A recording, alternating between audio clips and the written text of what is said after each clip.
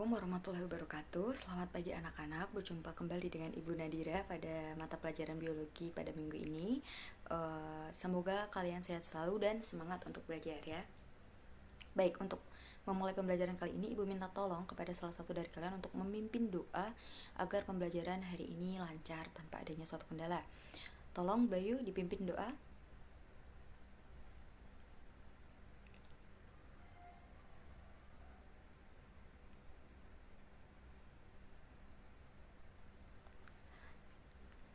Terima kasih Bayu telah memimpin doa pada pagi hari ini. Untuk selanjutnya, Ibu akan mengirimkan link presensi yang harus segera kalian isi.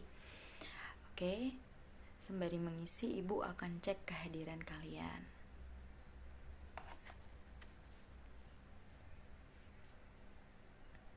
Alhamdulillah, setelah Ibu cek, ternyata kalian semua hadir dan tepat waktu. Terima kasih, Ibu sangat mengapresiasi. Kemudian selanjutnya kita akan membahas sedikit tentang materi minggu lalu. Kita telah belajar mengenai apa itu virus, kemudian ciri-ciri dan peranannya dalam kehidupan. Bagaimana, apakah ada yang masih ingat dan ingin mengulas kembali? Shena, ya silahkan.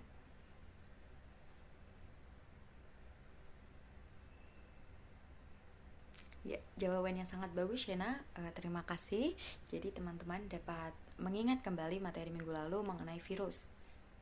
Nah, setelah membahas mengenai virus, untuk pertemuan kali ini kita akan membahas mengenai bakteri. Namun sebelum itu, izinkan Ibu untuk menyampaikan tujuan pembelajaran kali ini. Yang pertama yaitu siswa mampu menguraikan struktur dan ciri-ciri bakteri melalui video yang akan Ibu berikan. Kemudian siswa mampu mengkorelasikan bakteri dan peranannya dalam kehidupan melalui studi literatur. Kemudian siswa mampu menyajikan dan mempresentasikan data hasil studi literatur tentang ciri-ciri dan peran bakteri di kehidupan dalam bentuk tabel yang menunjukkan korelasi antara nama bakteri, ciri-ciri, dan juga peranannya dalam kehidupan. Nah, tentu kita itu tidak asing dengan istilah bakteri, bukan? Nah, tanpa kita sadari, bakteri ini ternyata ada di mana-mana. Penasaran tidak bagaimana mengenai ciri-ciri bakteri, bagaimana peranannya dalam kehidupan? Langsung saja, mari kita pelajari. Oke, sebelum kita belajar lebih jauh mengenai bakteri, agar belajar kita lebih seru, Ibu punya game untuk kita mainkan sambil belajar. Untuk game ini Ibu beri nama Hands Up, Scores Up. Yang mana dasar dari permainan ini adalah Ibu akan menayangkan sebuah video di mana kalian semua harus memperhatikan dan jika perlu mencatat hal-hal yang penting. Nah, ketika Ibu akan memberikan pertanyaan, siapa saja yang raise hand dan menjawab pertanyaan dengan benar, maka akan mendapatkan skor yang dilambangkan dengan bintang. Nah, karena jumlah siswa di kelas ini ada 32, maka Ibu akan membagi menjadi 4 kelompok, di mana satu kelompok memiliki 8 anggota. Nah, untuk anggotanya siapa saja, kita bagi menurut urut nomor absen saja. Oke, jadi sekarang Ibu minta tolong kepada kalian untuk merename Zoom kalian dengan format kelompok, nomor absen, kemudian nama kalian. Baik, terima kasih. Nah, sebelum kita memulai, izinkan Ibu untuk membacakan rules dari game tersebut terlebih dahulu. Yang pertama, masing-masing kelompok akan memiliki satu juru bicara. Kemudian yang kedua, tiap juru bicara yang hendak mewakili kelompoknya menjawab pertanyaan dapat mengaktifkan fitur raise hand terlebih dahulu. Nah, ketika jawaban salah, maka pertanyaan akan dilemparkan ke kelompok lain. Dan ketika jawaban benar akan mendapatkan 1 bintang. Kemudian kelompok dengan skor yang terendah akan mendapatkan punishment berupa menjelaskan ulang poin-poin yang ada dalam video.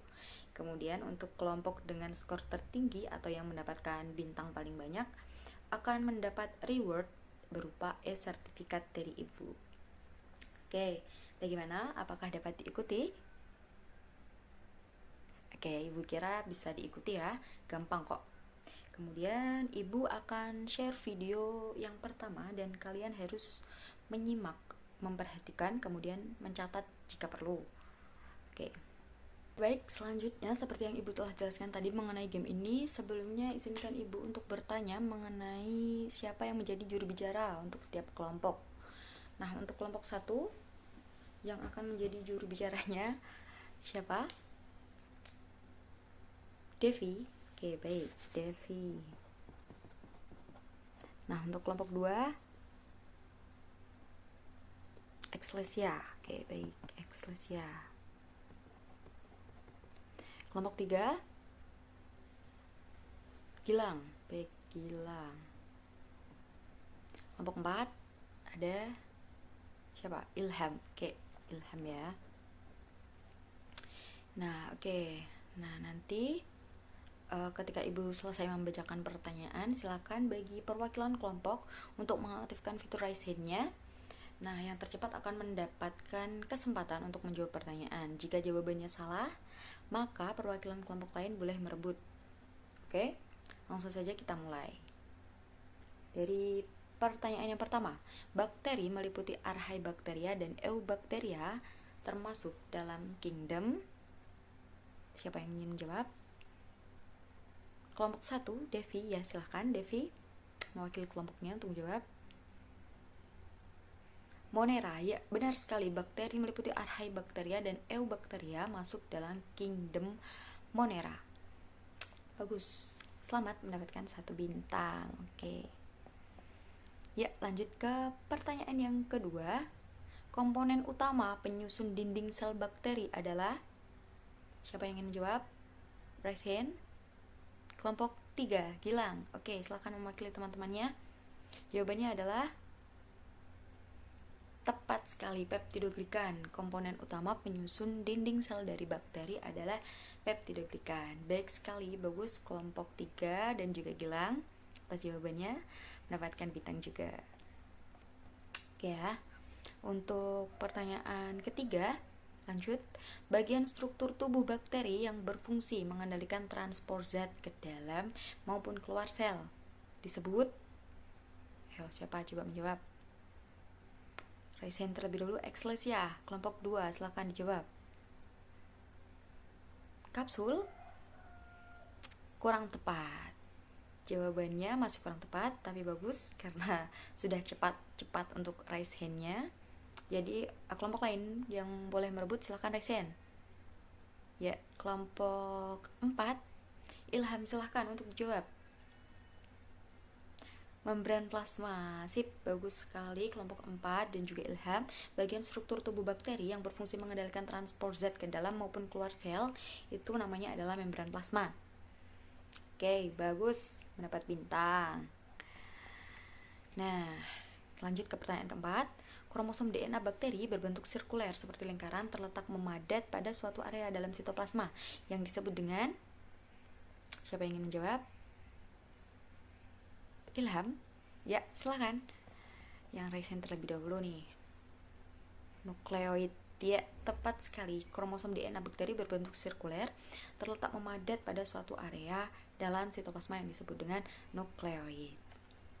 Oke, dapat bintang lagi. Ayo teman-teman juga semangat dong. Kelompok 4 udah dapat 2 bintang nih. Lanjut ke pertanyaan kelima. Flagella merupakan struktur benang yang tersusun atas protein yang disebut dengan? Ya, siapa coba menjawab? Kelompok 4, ya Ilham lagi. Gercep banget ini ya kelompok 4. Yuk, apa jawabannya? Flagellin, tepat sekali. Bagus, flagella merupakan struktur benang yang tersusun atas protein yang disebut dengan flagellin.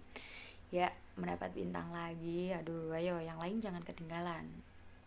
Biar nanti dapat reward. Oke, untuk pertanyaan ke-6. Apakah nama bakteri yang dapat menguraikan limbah racun elektronik menjadi emas murni? Dalam video tadi telah disebutkan. Ayo, apa bakterinya? Kelompok 2, Exlesia. Oke, sip. Baik, silakan dijawab. Cupriaphidus metallidurans. Jawaban yang tepat sekali. Wah, ini memperhatikan dengan sungguh-sungguh videonya nih ya. Apakah nama bakteri yang dapat menguraikan limbah racun elektronik menjadi emas itu adalah Cupriaphidus metallidurans. Tepat sekali. Bintang untuk kelompok 2. Oke, lanjut ke pertanyaan ke-7. Berapakah ukuran diameter dan panjang bakteri? Siapakah yang bisa menjawab? Kelompok 1, Devi. Ya, silakan. Apa jawabannya? Ya, diameternya itu 0,5 hingga 1 mikron. Kemudian untuk panjangnya bisa 1 sampai 20 mikron. Jawaban yang bagus. Bagus sekali Devi, juga kelompok 1. Bintang untuk kalian. Oke, lanjut. Semangat dong, ayo. Yang ke-8. Bakteri merupakan mikroorganisme uniseluler. Bagaimanakah maksudnya? Oke, yang resen duluan. Kelompok 4 lagi, ayo. Jawab.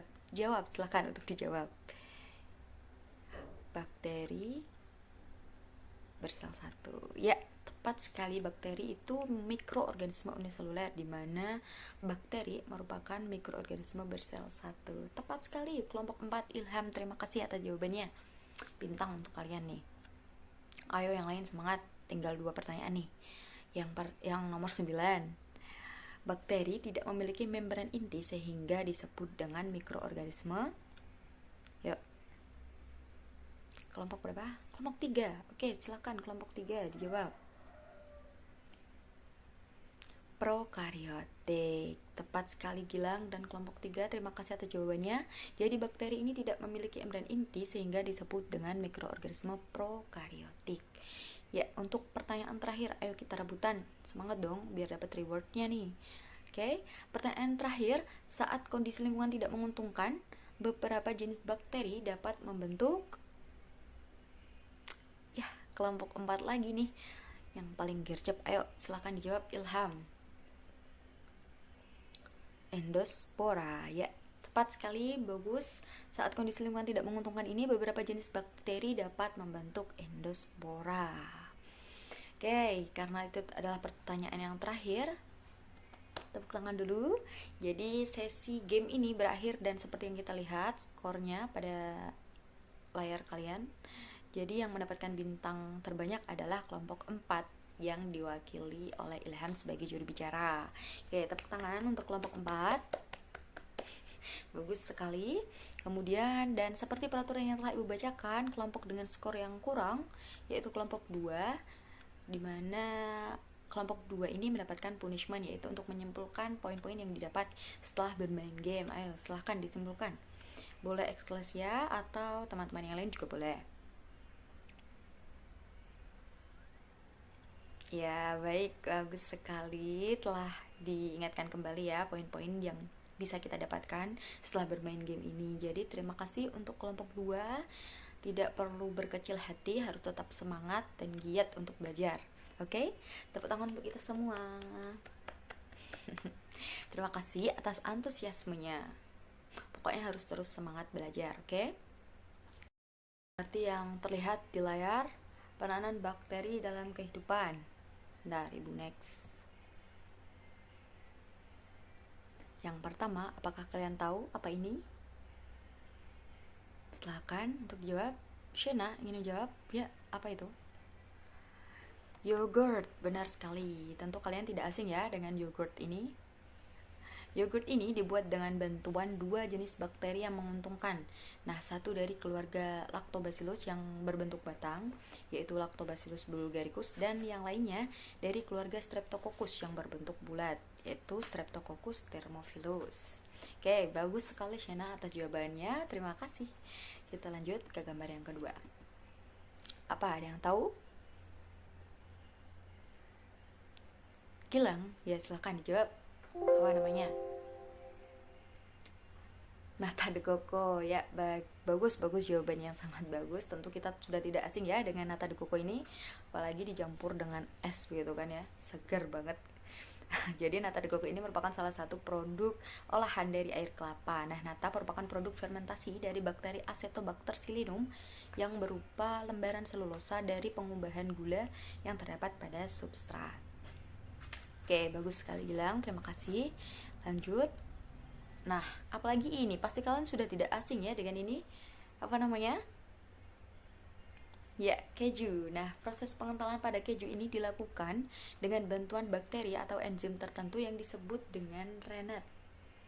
Bakteri asam laktat yang biasanya digunakan untuk proses fermentasi keju yaitu Lactobacillus bulgaricus dan Streptococcus thermophilus. Mirip lah ya dengan yogurt tadi ya. Oke. Nah, untuk kegiatan yang lanjutannya, maka Ibu meminta tolong kepada kalian untuk membuatkan tabel yang menunjukkan korelasi antara nama bakteri, ciri-ciri dan peranannya dalam kehidupan dari hasil studi literatur yang akan kalian lakukan. Kemudian dikerjakan secara berkelompok seperti tadi saja ya, kelompoknya dibagi menjadi 4. Kemudian sesuai dengan kelompok, maka jika sudah mendapatkan hasil, segera untuk hasilnya dibuat PPT-nya dan kemudian salah satu nanti presentasi. Baik, silahkan untuk bekerja sama, berdiskusi, dan juga bertanya jika ada ketidakpahaman. Silahkan. Tidak perlu waktu lama, cukup ambil beberapa contoh saja, tidak apa. Yang penting ada nama bakterinya, kemudian apa ciri-cirinya, kemudian peranannya. Oke, baik, sudah dibuat ya untuk PPT-nya dari hasil studi literatur kalian mengenai nama bakteri, ciri-cirinya, dan juga peranannya dalam kehidupan, baik itu peranan yang berdampak positif maupun negatif. Oke, Ibu minta tolong kepada kelompok 1 untuk mempresentasikan hasil kerja dengan kelompoknya. Oke, silahkan. Ya, silahkan. Siapa tadi? Devi, Derry, Edi, dan Eva. Silahkan untuk dipresentasikan. Yang lain harus memperhatikan. Sambil Ibu mencatat dulu.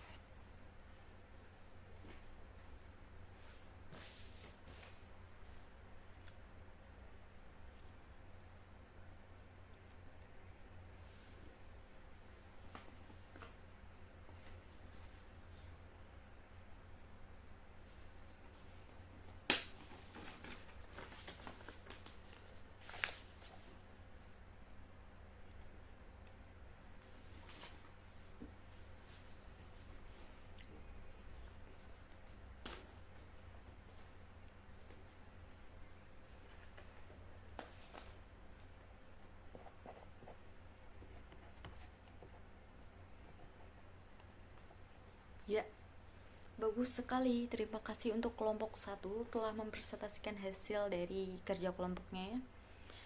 Bagus sekali. Jadi ketika kita perhatikan itu ternyata dapat kita ketahui mengenai peranan bakteri dalam kehidupan, baik yang positif maupun negatif.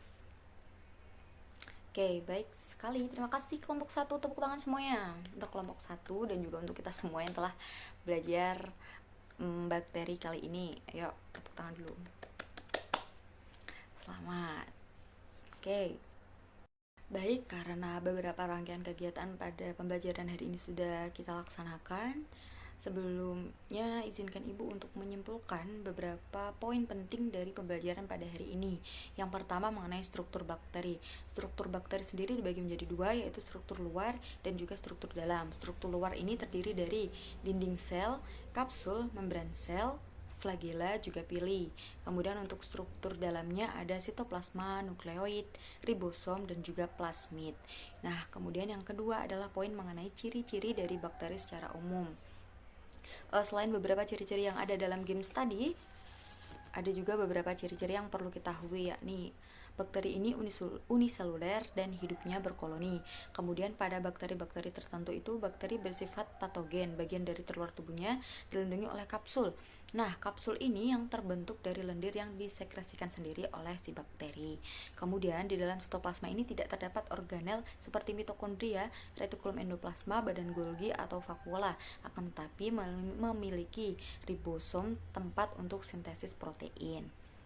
Oke, kemudian untuk ciri-ciri selanjutnya, pada kondisi yang tidak menguntungkan, bakteri dapat membentuk endospora yang tadi sudah kalian jawab pada games tadi, yang berfungsi untuk melindungi bakteri dari panas dan gangguan alam. Kemudian ciri lainnya ada yang memiliki flagella sebagai alat gerak dan juga ada yang tidak memiliki flagella. Kemudian bakteri umumnya berkembang biak secara vegetatif dan juga umumnya tidak berklorofil. Oke, untuk poin yang ketiga mengenai peranan bakteri dalam kehidupan, yang pertama ada peran positif atau bakteri yang menguntungkan. Contohnya adalah bakteri yang berperan dalam pertanian, kesehatan atau medis, dan makanan serta minuman, industri logam, contohnya bakteri tadi yang sudah disebutkan. Kemudian ada biogas. Nah, yang kedua ada bakteri yang merugikan. Contohnya adalah bakteri yang menyebabkan penyakit baik bagi manusia, hewan ternak, bahkan tanaman budidaya. Oke, dapat dipahami anak-anak? Terima kasih. Sekarang izinkan Ibu untuk sharing soal tes pilihan ganda yang harus kalian kerjakan setelah kegiatan pembelajaran ini selesai. Jadi harap dikerjakan dengan jujur dan sungguh-sungguh. Jadi kita tahu seberapa jauh pemahaman kita mengenai materi bakteri ini. Oke, nah untuk pertemuan selanjutnya kita akan mempelajari mengenai reproduksi dari bakteri dan juga pewarnaan gram. Oke, jadi untuk kalian pastikan sudah belajar terlebih dahulu. Tetap semangat dan juga jaga kesehatan. Oke, tepuk tangan untuk kita semua yang telah melaksanakan kegiatan hari ini dengan sangat baik. Dan Ibu minta maaf atas segala kekurangan Ibu dalam mengajar kalian pada hari ini. Tepuk tangan dulu. Oke, semangat terus ya. Oke, sebelum diakhiri tolong Dika untuk memimpin doa mengakhiri kelas pada hari ini. Silakan.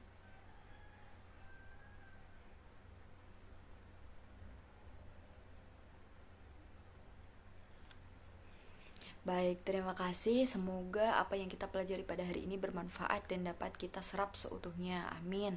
Sekali lagi terima kasih anak-anak. Kalian semua hebat, Ibu bangga. Oke, Ibu akhiri meet kita hari ini. Terima kasih banyak. Sampai jumpa. Assalamualaikum warahmatullahi wabarakatuh.